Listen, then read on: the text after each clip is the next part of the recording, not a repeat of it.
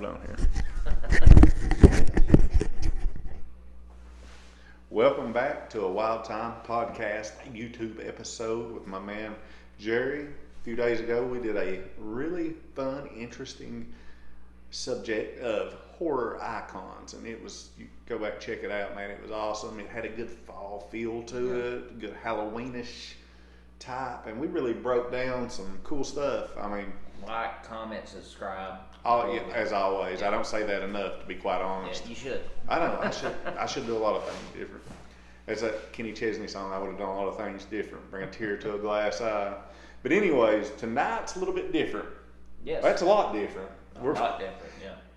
We're not going to do just your run-of-the-mill professional wrestling, top champions, this and that. We're going to go a little different route and do our favorite managers / valets. Guys that matter more than you would think. Oh yeah, guys and gals. Guys that people that helped talented workers that may not have the persona or the ability to speak on a microphone that good. Yeah. Vince or Jimmy Crockett or Eric Bischoff, they knew these guys, and they were like, if we stick him with one of these people we're talking about, then he can get over and help him out tremendously, which is kind of what's happened with Roman Reigns. And putting Paul Heyman with him did wonders for him. I mean, Paul's the guy. Right. Well, we could sit here and talk about the people that's been. And you said a name I want to throw props out to because he doesn't get enough. Eric Bischoff, if you see this, Easy-E. Should have paid off that contract. That's what you should have did. Anyways. 83 weeks, baby. I'm going to say, should we do an honorable mention? Or Sure. did you think about it? We're going to top three, or favorite. I keep saying top. I shouldn't. Our favorite three. Yeah. Every time we do this, it's going to be our opinions. It's me and you. Yeah. It's not, this is the greatest. It's our favorites. Yeah. Right. So. Honorable mention, you went first on horror icons. My first honorable mention, and this ain't going to be popular, I don't think, but I guess I'm a professional wrestler myself, and I feel like I have the ability to talk on a microphone, so I wouldn't depend on a manager. I don't feel like I always, which I had AJ Colley with me at times, and he was so talented, man. God rest his soul. Amen. He was one of my brothers. He deserves a huge shout out. The guy got a late start professional wrestling. I saw a lot of Eric Bischoff in him. Oh yeah, man. He had a lot of Heenan. Me and him did basically a Heenan and Rude thing. The video we did at your old house. Oh, you were there. You got to meet AJ. Yeah. I was Freddie. For anybody that saw that. That was such a good time. That was great. Yeah. We lost Mitch recently. I mean, it's a tough one. Way too early. Way too early. It was a tough one. I feel like I need to talk about him now because the dude around this area, he could, if Mitch had an opportunity, he could have been a promoter. Mitch could have worked a match. Yeah. If you would have put him through if he would have got enough time to train properly, Mitch could have worked a match.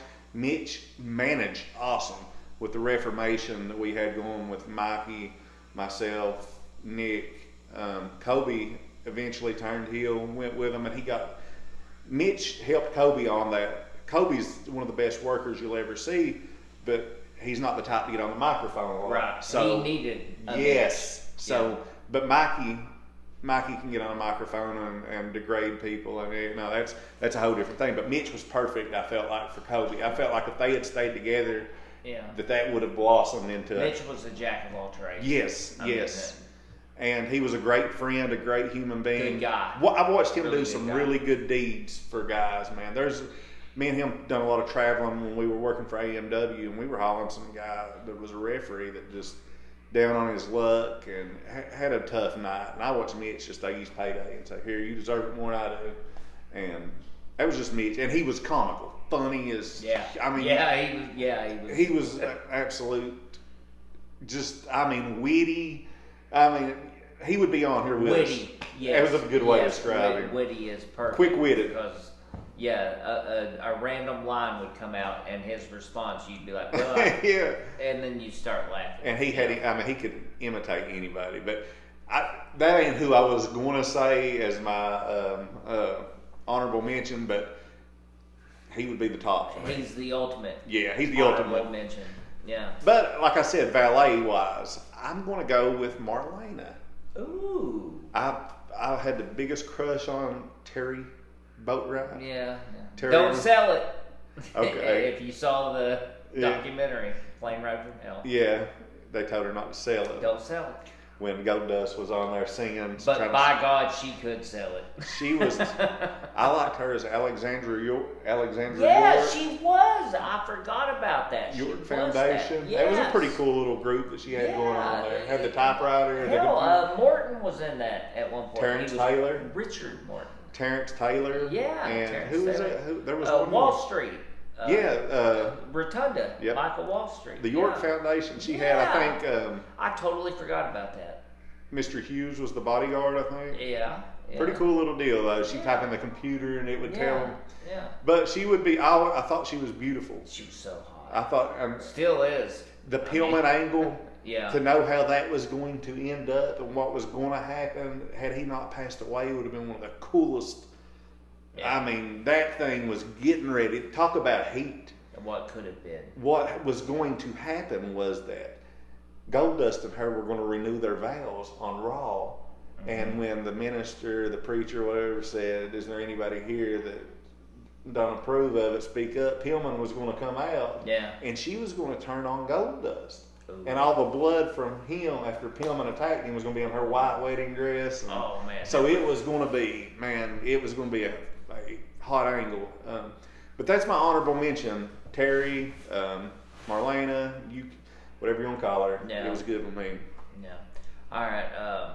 Wow. I mean, how do you follow that? She was so good. My honorable mention. You could go with Fuji. You could go with.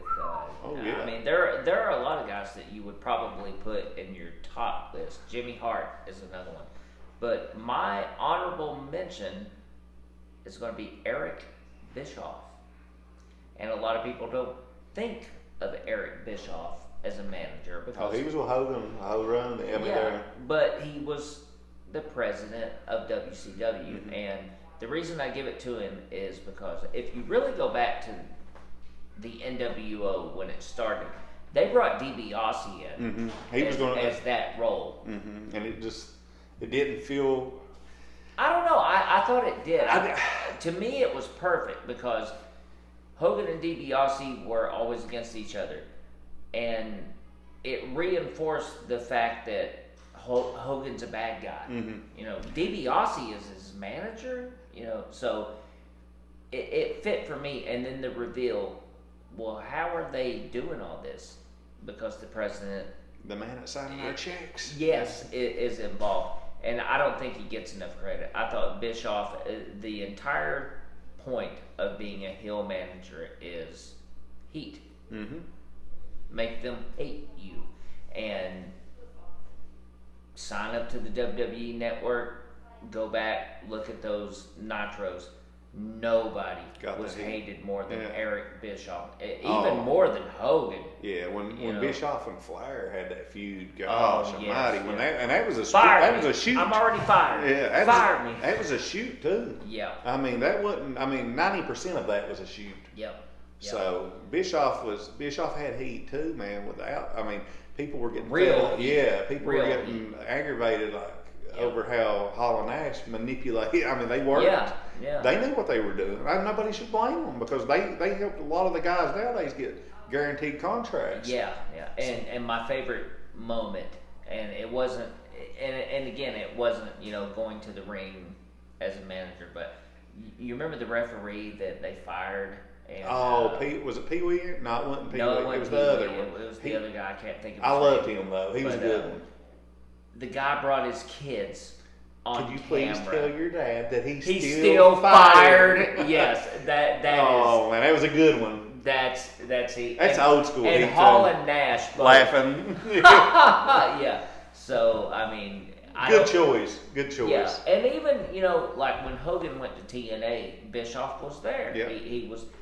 I don't think he gets enough credit for that. I mean, if I were a wrestler right now and I said, okay, I'm going to be heel, and I need somebody to get me heat, out of Eric Bischoff would be on that list of, well, come on, let's go get some hate. Right. You know, so that's my honorable mention. Easy E. So I'm going to start out, and like I said, this ain't a top. This We're is just favorites. right. Yeah. And this ain't like my third favorite. Because I know a lot of people are probably like, he picked Eric Bischoff. That's a good choice, a heck of a choice. But she is, to me, she was the original China type character, except she was a beautiful woman that could still whip you. Is Medusa. Mm. I loved Medusa. Medusa was with the Dangerous Alliance. Yes. And she could hold her own. She could bump. She could work, and she was beautiful. I wish we had a trash can so I could drop the belt. Yeah. Yeah, I mean, and think about that controversial moment she had. Yes. But she came to the ring with. Think about the Dangerous Alliance, who she helped manage. She was Rick Rude's valet. Mm-hmm. She came out with Bobby Eaton and Arn Anderson, Stunning Steve, and she was, as she said, and it is true, she was the first Paul Heyman girl. Yep. So she got her start in AWA, working with Sherry Martel. Also, they had some really good matches. She went on and Medusa went on to be Alondra Blaze in WWF and done wonderful there as a worker. When you said pre-China, yeah, because she was one of those. Like a lady enforcer. If you went outside of the ring and you turned the referee away, she could do damage. Mess you up. Yeah. And like, to me, if I'm a character like Rude or one of the tough ladies, man, she was perfect with Rude. Yes, yeah. Tell him, Deucey. I mean, she was perfect for him. That would be who I would have. Like right now, like I would have a tough, good-looking woman come out with me instead of like a cowardly. And there's nothing wrong with that because the next guy I'm going to tell you about. We're both going to get there. But like, and I think that works towards a different type of heel. Yeah, you know what I mean. Yep.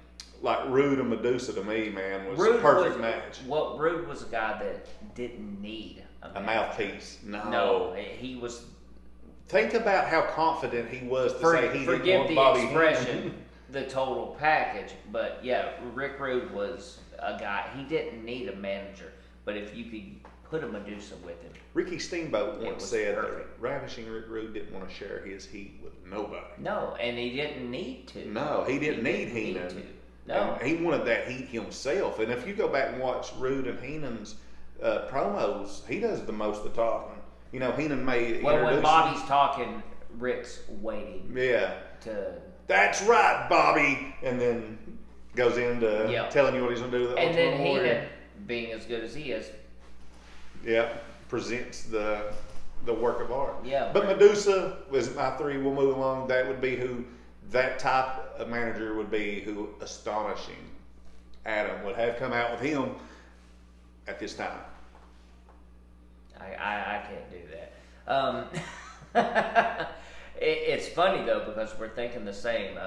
Badass, good-looking woman that can mess a guy up when he's thrown out of the ring. So my number 3 is sensational Sherry Martel. Wonderful choice. Because again, I look back as a kid. I hated her, but that's what. She did her job well. If you hated a heel manager as a child, they were doing their job right. And I was born in 1980, so you know the whole. She will always be Scary Sherry. Scary Sherry, yeah. Thank you, Ed Leslie, Brutus Beefcake. But I mean, if you really look at it, the stuff with Macho Man. Yes. You know, coming off Queen of Sherry. Liz, and Macho Man was. He was a heel with Liz. It was, you know, the Mega Powers thing was the only time we really kind of cheered for him. Mm-hmm. And then they pushed the whole, okay, this guy's a fruitcake. And possessive. Yes, yeah. And Sherry was just like, okay, these two are made for each other. Think about how Sherry did that when she put the boots to Macho Man after that. And and Liz threw her out. So that could have been it for that character, but then she goes on with DiBiase. Shawn Michaels. Oh, the Heartbreak Kid. Shawn Michaels. She sang his original music. Yeah. A lot of people, I think I'm cute. Originally, it was I think he's cute. Yeah. It was Sherry, but the angle that Sean had with Rick Martel, where he was kind of flirting with her, you know, and they just. But then she goes to WCW, Harlem Heat. Listen, when she gets to WCW, her so debut. underrated. Hulk Hogan, Yes. we come. Oh yeah. And then We won't repeat the rest of it, but when she came in and she had her face painted like Sting. yes, The Clash of Champions. And Yes. Sting and Flair wrestled, and she Yep. helped Flair. That was a good little deal there, man. she was. And she could bump too, man. She could was take a one, bump. she was one of those women, though, if you think about it, that she wasn't afraid to get ugly, and you know, as a kid watching it, you're like, oh man, blah blah blah, she this ugly one, but you look back and you're like, she was beautiful. Oh, she was pretty. She was gorgeous. Yeah. And She made herself look that way, you know, for that purpose. and if you watch any of her shoot interviews, Sherry Martel, God rest your soul, that she's one of many, and that's why, again, when we talk about wrestling, I really hate to at times, because a lot of these people aren't with us anymore. And most of them are my favorite and biggest inspirations. I've Yes. noticed that. The people I draw inspiration from out Well, of the ring. I don't wrestle like you do, But, you I know, mean, you understand it. It means a great deal to me. The craft, Right, of yeah, it. you So, you respect the business. Yes. But the guys that I draw influence from, and a lot of my heroes are ones that passed away before they were 40 years old. Yeah. So, I mean, that's, like you said, Sherry Martel, and, you know, it's sad. Her demise was sad because I think she got really depressed. Yeah. And, Well, she sadly, kind of like China. you know, it's one of those things we hear about wrestlers now. Oh, they're playing their video games. Well, I would rather they do that than what we had. Yeah, the rock star lifestyle that they Yeah. lived in the 80s and 90s, man. That's why, you know, steroids, coke, sonas, and alcohol. I mean, we could do a whole story on the old life. I mean, it wasn't meant for someone to live long. It's a thousand wonders that we just lost Those Scott guys, Hall. yeah, he should have been. Yeah. Jake Jake Roberts. Roberts is still with us. Yeah, But, you know. DDP deserves a lot of credit for what he's Diamond done. Dallas Page is the patron saint of wrestling, and I hope he sees this. Yeah. And we saw him, Monkey. Yeah, We, he was a good dude. he was a great dude. I mean, he was a great dude. I've got his autograph hanging up on my wall. Yeah, So we've got two really good women, two similar types. very much. Yeah. But Sherry had she had more of a personality than Medusa did. And so my second one is going to be J.J. Dillon from the Four Horsemen, Tully Blanchard Enterprises. I like J.J. Dillon because, number one, he could bump. I mean, he was in War Games. He got he got clotheslined by Hawk and dislocated his shoulder. Yeah. He wasn't scared to go in there and work. He was a real manager too. He did a lot of he was kind of like Precious Paul Ellering. He would actually do their paperwork. He would book their flights, their rental cars. He really, in all sense, was the real manager. Yeah. And JJ was real well spoken. He was the perfect, like almost like a father figure for the Horsemen kind of deal, you know, when they were younger. Yeah. And I always thought he was underrated too, man. Imagine the stuff he had to cover up too. That bunch. My goodness, running around with flair. Woo! To me, you know, Heenan is probably the all-time. You know, he's up there. It's this Mount Rushmore deal. You got Heenan, and then there's Cornette, and then I'm just rattling on. But JJ was kind of a step or two below them, but that's no disrespect to him because these guys, the other ones were. I mean, we'll talk about that in a second. But to me, JJ would have been another Adam Newsom type manager. He would have came out with me if I was doing a Tully Blanchard type smug heel, you know. Yeah. Baby Doll. She was maybe the start of that enforcer women. She could punch and be tough, and so when Tully had dropped her and got with JJ, that was a good angle too. JJ was the spot guy. Mm-hmm. He didn't take the spotlight off of you until it was time for him to do it. Yeah. And he was a good. I mean, he fit that Horseman. I mean, he. Fit, nobody else could have done no. that. No, he was perfect. Because I watched someone the other day. I can't remember who it was. It was on one of these lists, and they said, "Do you think Cornette could have managed the Horseman?" No. Now Cornette did great. Cornette was great at what he did, but JJ's style, his look, his everything went Horseman. And that'll be my second one. I've got one more. I'm going to pass the baton to you and let you. Well, my second one is I've been fortunate enough. I've met Steve Bordenstein, and that was a big one. And the person that I want to meet, Ken Cantrell, if you're watching this, please make it happen.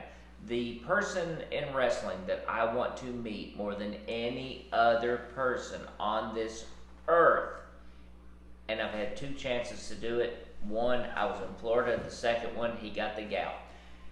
Jim Cornette is, and I would put him at number 1, but my number 1, I just can't go above it. And I think Jim would agree with Yeah. that. But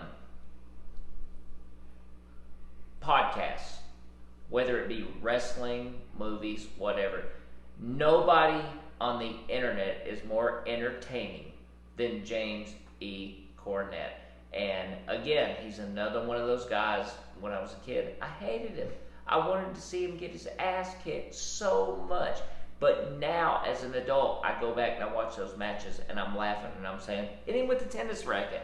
And I have felt the wrath of that tennis racket. You have. Yes, you have. And again, I love you to death, but I was like, yeah, hit him with the tennis racket. But to me, what Cornette doesn't get credit for, quite possibly, tomorrow I could say he's the best. Yeah. That's what a manager should be. He gets heat for the wrestler, but he doesn't really overshadow said wrestler. And the Midnight, I mean, you look at Heavenly him, Bodies. the Heavenly Bodies.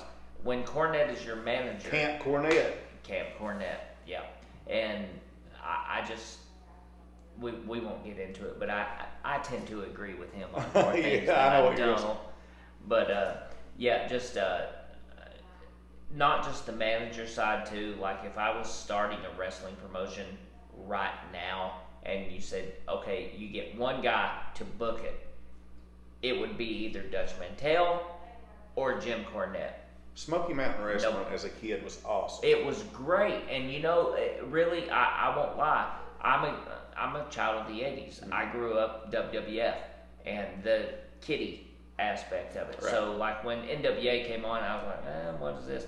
By the time Smoky Mountain showed up, I was like, wow, this is better than the hokey stuff they're doing. Yeah, the stuff I'm seeing on that. So, again.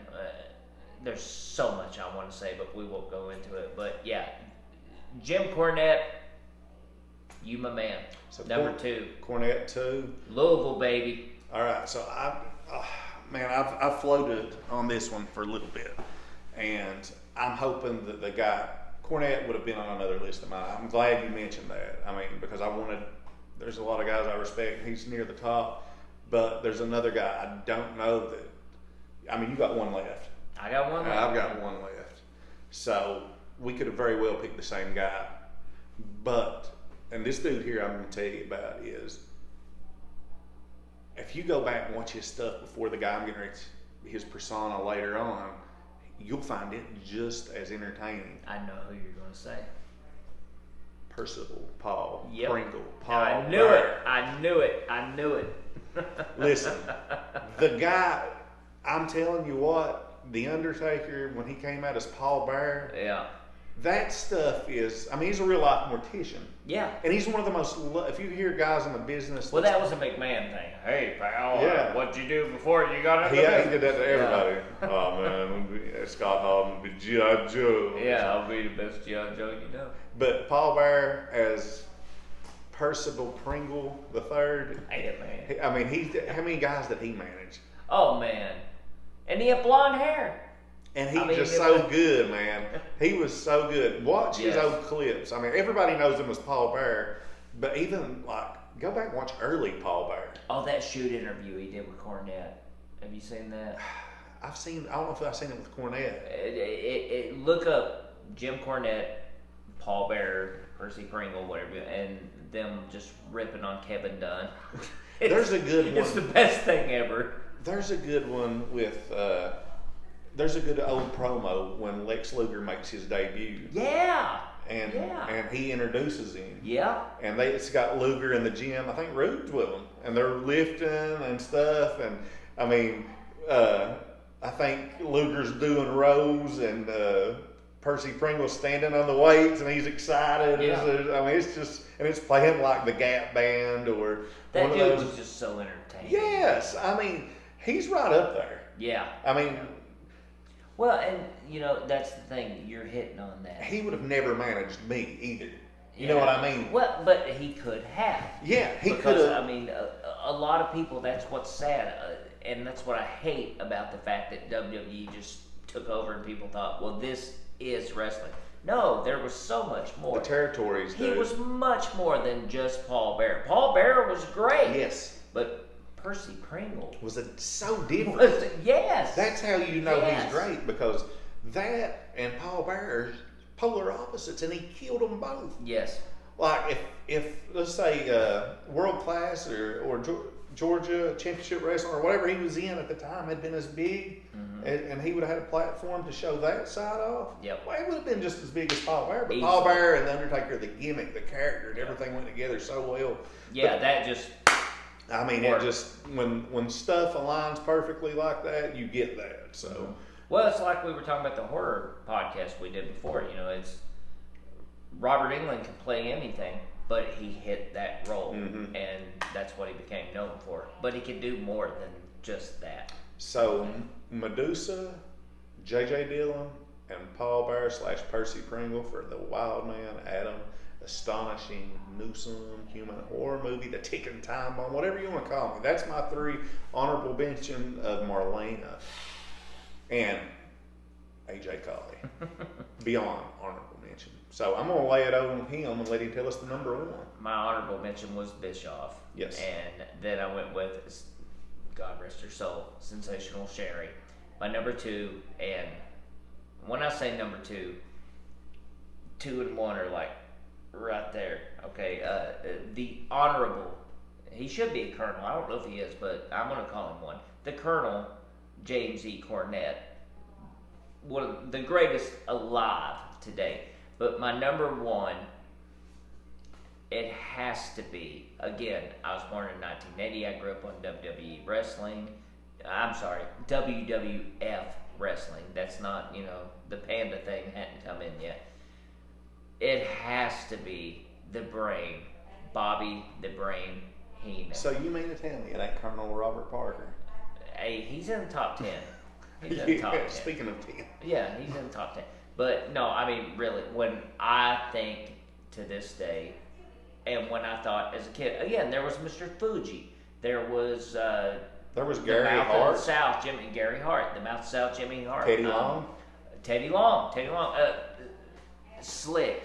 Yeah. When you have a doctorate in style, that's saying something, man. The genius. The genius, Lanny Poffo. I mean, there's so many, but to me, when I think wrestling The Grand manager, Wizard. I think Bobby the Brain Heenan. And Bobby had something else that a lot of others didn't. We had him on commentary, primetime wrestling. For those of you who are not old enough to remember it, Monday Night Raw. Before that, we had primetime wrestling on the USA Network, and it was Bobby and Gorilla. And to this day, I still say this: The greatest announced team. the greatest announced team. They were good, man. Jesse- Would you stop it? Yeah. Would you stop? Yeah. Jesse and Gorilla, I love Jesse. they're up there too. Yeah, Jesse the Body Ventura. He didn't manage, but again, regardless of what you think of him, Great one of announcer. the greatest voices in the history of wrestling. But to me, Bobby the Brain Heenan is, when I think of wrestling manager, that I would is who agree. I think of. I would agree. And I think you go back, the Heenan family. Okay, well, who was in the Heenan family?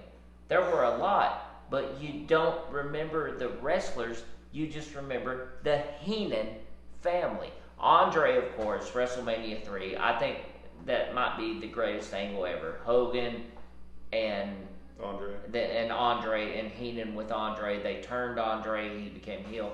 And I really think WCW missed a golden opportunity when Hogan went heel and joined the NWO. You think Heenan would have been? Heenan should have been the mouthpiece for that, because that's what we were all. That would have been the ultimate. The ultimate swerve. Instead, Bobby went face and was saying, "I've Yeah. told you all for years how this Yes, man was." yeah, and it did make sense. Yeah. It did, but to me, that would have been the nail in that coffin of Hulkamania.